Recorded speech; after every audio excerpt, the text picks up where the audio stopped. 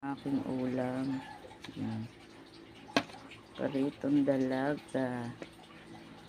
Yan guys. Walo yan guys. Kinain na namin kagabi yung 4. Saka itong talong kagabi. 5 piraso. Pinirito ko. Ayan, pipirito ko rin. Tapos ito may nakamarinate akong pork beef. Yan ang ating ulam for lunch. Ito naman aking tamis yung igigisa ko lang.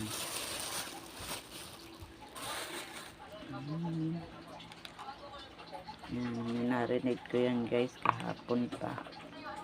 Toyo kalamansi. Wala siyang balat guys. Yan, nabili ko walang balat.